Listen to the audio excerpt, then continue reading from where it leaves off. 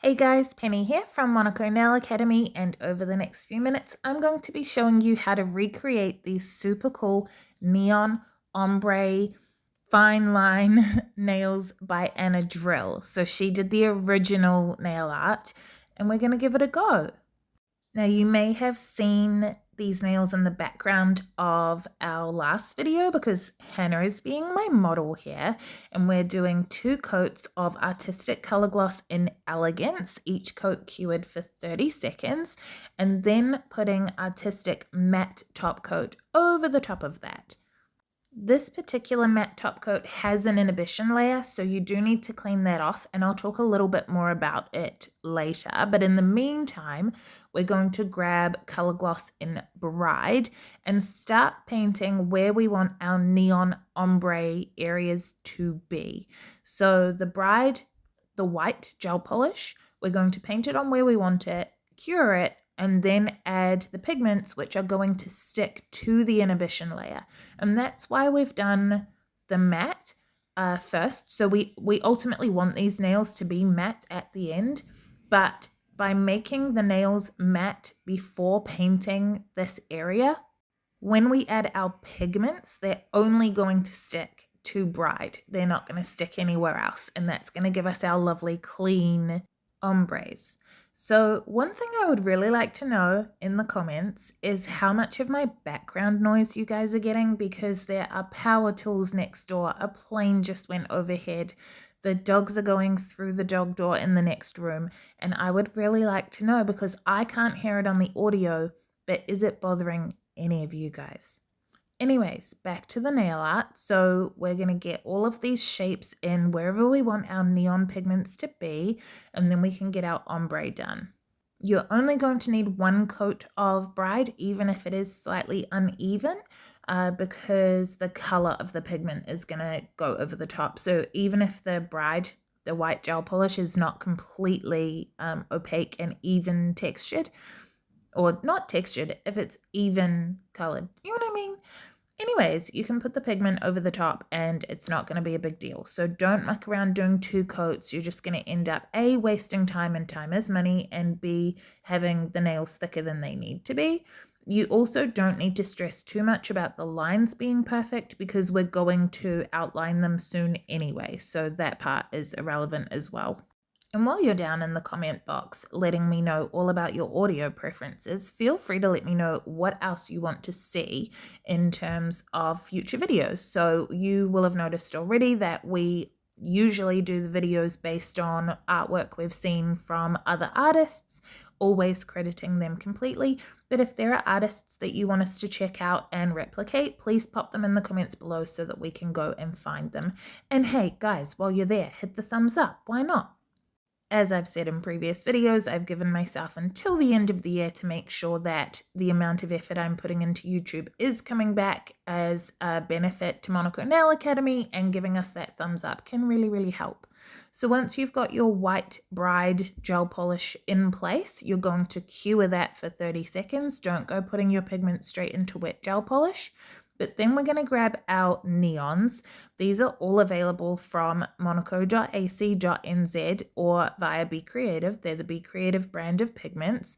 And I am using, I'm sorry, again, the discontinued purple brush, which is why it's all chipped and yucky, because I'm hanging on to it for dear life because it was discontinued a while ago. And yes, I am trying to get them to bring it back.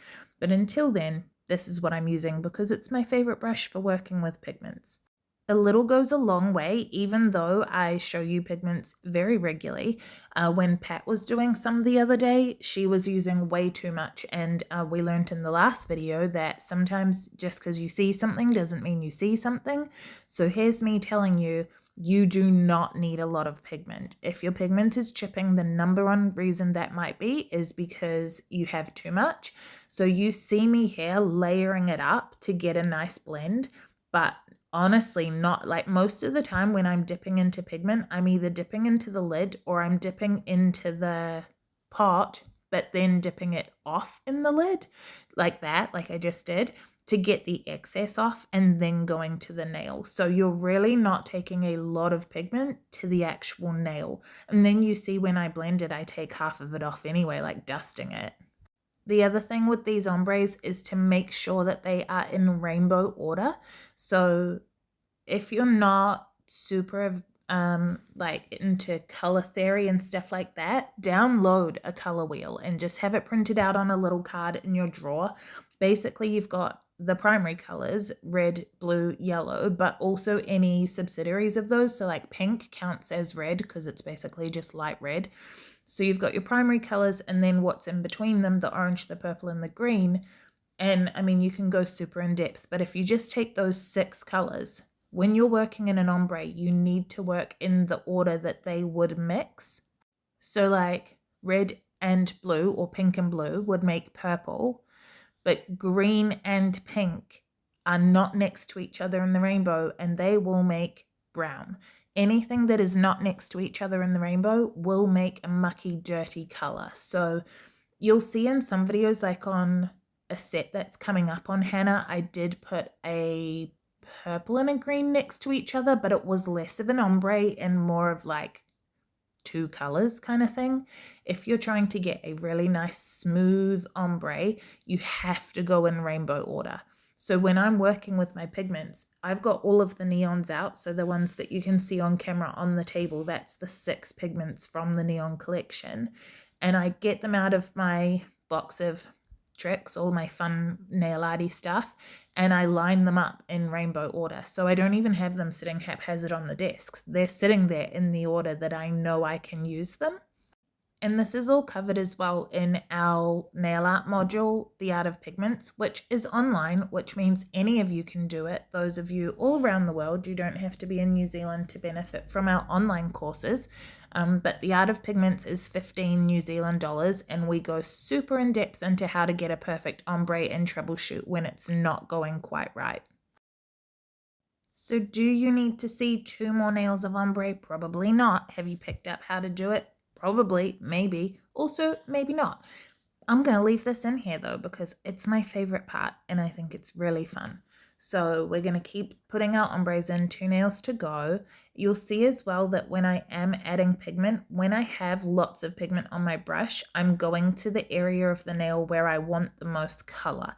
So I'm not picking up the color and going straight to the middle or picking up where I left off. I'm always putting my brush down where I want the most color so that I get the most depth of color in that area. And see the blue, like I'm not putting it on top of the purple until I start blending it. If you put the fresh brush full of pigment straight in the middle, you're going to get a lot of that color and not actually get a smooth blend. And you'll see I always come back in, so you do color 1, color 2, and then come back with color 1 again, so that it's all about the blend. It's all about refining that blend. And now what we're doing is cleaning. So I have a dot of monomer on my desk. You can't really see it. I didn't use a Depin dish because if there's one thing we know, it's that I'm lazy. So the monomer is directly on my desk. What are you going to do about it? And then I'm dipping the exact same brush into the monomer and using monomer to clean along the edge of the pigment, just taking away any staining, like this one in particular has yellow all over the show. We're going to get rid of it with monomer. Why monomer? Because monomer doesn't ruin your brush, but it's still really efficient at cleaning. So someone asked the other day if you can use water. Yes, you could use water, but monomer is going to be faster. Could you use acetone or isopropyl alcohol? Yes, but they're going to ruin your brush. So even if you're not an acrylic tech, get a tiny little bottle of monomer. Like we sell a 59 ml, it's like the tiny, tiny little one, and just have that on hand for this exact purpose. Alrighty, so we're going back in with matte top coat again and capping really well where pigment touches the edge of the nail. I'm using matte because I'm about to paint some sort of detailed fine line work and it's going to sit more nicely on matte than on a shiny surface. We've learnt that in some previous videos where, again, I was lazy, and I definitely have a preference for painting on top of matte, not on top of shiny. So we're going in with our matte top coat. That's going to cure for 30 seconds and then we're going to do our detailed line work. As I said before, the matte top coat has an inhibition layer, so you need to clean it off with isopropyl alcohol, otherwise it will stay shiny and it will also be slightly sticky. So now we're going back in, we're using Bright again. You could use a gel paint if you wanted to, but I tend to find that the white and pastel colors, they contain titanium dioxide and it makes them a little bit thicker than other gel polish colors. So I tend to just use Bright for my nail artwork. I'm not loving how thick the white lines ended up here. If you find that you want to use gel polish but it's also still too thin for you, you can always leave it out, like put the dollop on your table and then do all the other work, and when you come back to it, it will have thickened up. Or you can flash cure it. Sometimes that works, sometimes it doesn't. It's, when I say flash cure, I mean like 2 seconds. Hold the lamp over your dollop for like 2 seconds and it'll thicken it slightly. Or, just get gel paint, which apparently Artistic have gel paint coming out. I've seen photos of the packaging, but we don't have it yet, but I want it. In the meantime, I'm waiting for a little black pot of gel paint that I got from Beauty Bestie at the expo, but it's not here yet. I had to order it on back order, and that I'm also very excited for. This line around the edge was not part of the original design, but I messed it up and had wiped it off. I didn't cap it properly and it wiped it off. So how'd I fix it? Not by redoing my work, because I'm lazy. So I outlined it instead. And guess who noticed? No one. Not Hannah, who these nails are on. So this is why I am lazy, because no one notices and people still, it's still a good result. I wouldn't be lazy if it was going to make the nails crap, but it doesn't look out of place. So there we are. So this is me using acrylic paint. Shout out to Pat in last week's video who didn't love acrylic paint, but here we are with it again. This I would, in theory, use gel paint for as well, potentially, but we know by now, and if you don't, go back and watch some more videos, get it for the views. I love acrylic paint, I really do. So it's really nice and thin, but you don't need a lot of it. But I like doing my fine line work with acrylic paint purely because it is so thin. I've tried a bazillion gel paints, never found one that I liked working with more than I like working with acrylic paint. And so at Expo in May, I specifically went around all of the stands asking to try the gel paints that they had on offer, and that's where I landed on the Beauty Bestie one, which, shout out to the competition free zone. If you're not familiar with that, there's a hashtag that we love to promote called competition free zone, and anyone who's using the competition free zone hashtag is essentially an ally to other nail techs and other beauty professionals, basically just saying like, hey, let's be friends and not look at each other with a side eye and check out like what's she thinking kind of thing. We like to support each other in the Monaco community. And so my point was that actually I was talking to Steph and Zaisha at the gel ink stand about their gel paint and talking about how I really wanted a thin one. And not only did they then say, oh my gosh, you should get the one from Beauty Bestie, but then Steph ran back through the stalls and actually went and got the sample off Kita and brought it back to the gel ink stand for me to try. And then I went over to Kita at Beauty Bestie and ordered it. So that's what we like to see. That's the competition free zone. Like, all of us can work together and do our own thing, and there's room for all of us in the industry to be successful but also friendly. I was just saying to, I think Pat the other day, I don't know, someone, that I have a folder of screenshots from back in the day when I was coming up in the industry and people were so nasty to each other online. Not to me. I was an angel. I hope. I don't know. I'm sure I wasn't. But screenshots of when someone was so nasty to me online that, and anti-competitive, like it was all in the name of just feeling threatened. But people messaged me to check I was okay, and I screenshotted those messages just in case I needed them again. And the industry just isn't like that anymore. I know there are pockets of it, but it doesn't have to be. And oh my gosh, if you're a newer nail tech, just know, holy smokes, it used to be not always a fun place. but it's so lovely now. And I just love that, you know, I was looking for a product, even though I sell products, I was looking for a different product. And then Steph and Zaisha recommended Kita, and it's just so nice. It's so much nicer now. So if you want lots of product recommendations from lots of different companies, hit the subscribe button. And of course, all of the products that I'm using in this video today, the color gloss products, the matte top coat, the acrylic paint, and the pigments, they're all available from us at monaco.ac.nz because, of course, ultimately I want to be able to pay my own bills, but I am still going to recommend other products if they are what was best for the job at the time. So again, shout out to Steph and Zaisha at Gel Ink and to Kita at Beauty Bestie. I'm pretty sure so did you guys know that we have a podcast? I know lots of you do, but we have a podcast and it goes up on Spotify and then 6 days later it goes up on YouTube. Anyways, my point is that I'm pretty sure it's the most recent episode, if not the one before that, but I did, when we put it up on YouTube, you don't need to see our faces.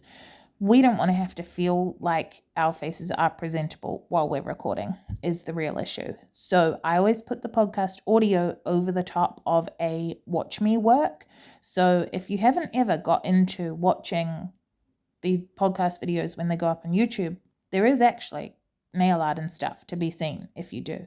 But in the most recent one, I think it's like a bluey pretty Cinderella Frozen vibes one, I used sugar powder from NZ Nail Academy. So there you go.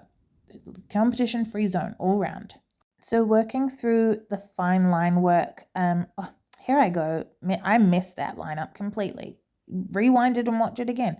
That was a balls up. I did it too thick, and so then I made it evenly too thick so that, again, no one would notice. I could have cleaned it off and redone it, but okay, yes, there is something to be said for being a perfectionist and making sure it's all exactly right. But if no one knows that it's exactly wrong, then to me, I think that's a waste of time and therefore a waste of money. But to each their own, and it depends on the line. But I just think in that case that ultimately it didn't matter for the overall end result. Fight me in the comments. I don't care. That's how I feel about it. But so anyways, I'm doing the line work and I'm using a mini striper from Artistic. I am very close to unboxing an orange brush, the Be Creative orange brush, because it's got a heavier handle and I really like that for line work. And the more nail art and filming and stuff that I've been doing lately, the more that I'm just all about making sure I have the exact right tools and products to make sure I'm doing a good job. Because I feel like over the last couple of years, I've let my tools and products lapse just because I wasn't doing as much nail art. And now I want to make sure I have all the best of everything. So the mini striper is really, really good. It's kept me going for the last few years and I do like it. I like the bristle length. I like all of that. But the orange brush, which is a Be Creative brush, is heavier. And that has a lot to be said for line control. I like working with the heavy brush. So in a future video, I'm sure I will compare the two for you. But for now, I'm using the mini striper with my acrylic paint. And so let's get through this next nail at 4 times speed because you've watched a couple now. The tricks really are just making sure that you have very little paint on your brush. And then when I am doing that sort of leaf work and stuff, I really love doing the leaf work because it's very easy to put your brush down lightly, then accidentally hit heavy and then pick it up lightly. And what do you know? It's a perfect leaf shape, which is a lot harder when you're doing the straight lines. But you'll see, like, as I do each leaf shape, I sort of just press in the middle to get that wider edge and then, like, stroke out the, like, point. I love painting leaves. I'll just paint leaves all day, honestly. So the things that I would change about these nails is I would definitely have redone my white lines after the ombre. I don't like how thick they are. That's annoying me watching. And I really need to shake my acrylic paint or potentially have used gel paint for this particular design because I don't like the unevenness of some of the line work. So there's a lot of room for improvement, and as we're all aware, this channel is about learning as we go. But in the meantime, I'm going to protect the artwork with correction gel, which is a thicker viscosity gel polish designed for protecting artwork or evening out nails and things like that. That cures for 30 seconds, and when the correction gel is cured, we're going to put the matte top coat over the top for a final time because this particular design is matte. So you're going to cure it, cleanse it, and then that'll be the job done. With this matte top coat, I also find that you really need to, it's supposed to roll, but honestly shake the crap out of it to make sure that the particles that make it matte stay evenly dispersed through the polish. Otherwise, it's less and less matte the further through the bottle that you get. Alrighty, so tell me in the comments what you think of this design, how much the rubbish truck outside right now is annoying you, and artists that you'd like to see me replicate in future videos. Hit subscribe, and I'll see you next time.